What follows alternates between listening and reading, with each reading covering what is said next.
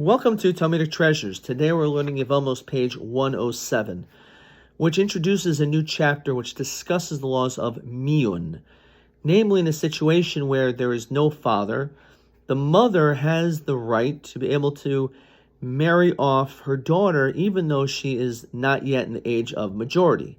However, because she is young, this girl has the ability during this time to be able to do this special declaration which says that she's not interested in staying in this relationship.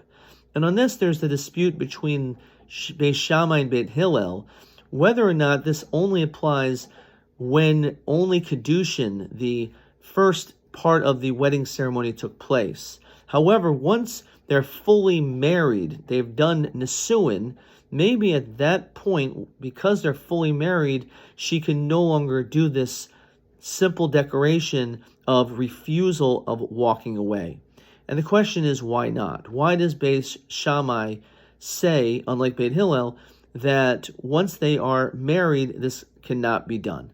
So there are 4 reasons. I'd like to share with you one of them.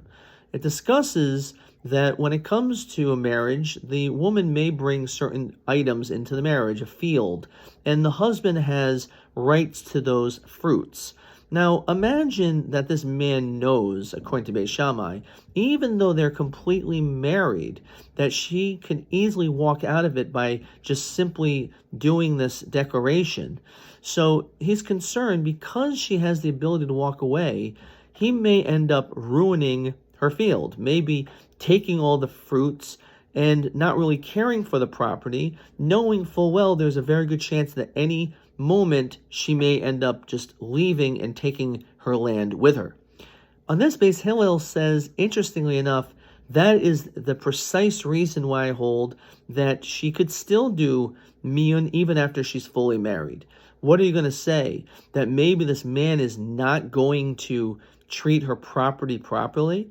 No, on the contrary. The fact that he knows that she could walk out obviously demonstrates that he has to be extremely careful in the way that he treats her and the way that he treats her property, the way he treats her possessions.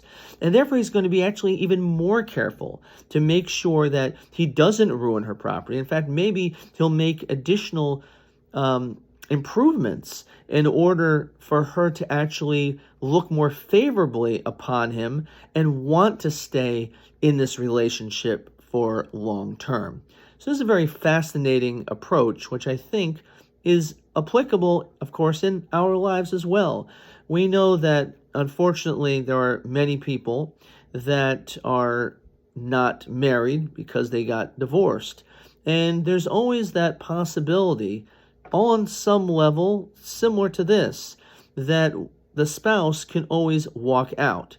Now that you have that mindset, what are you going to do? Are you going to treat your spouse improperly and take advantage of them? Probably not.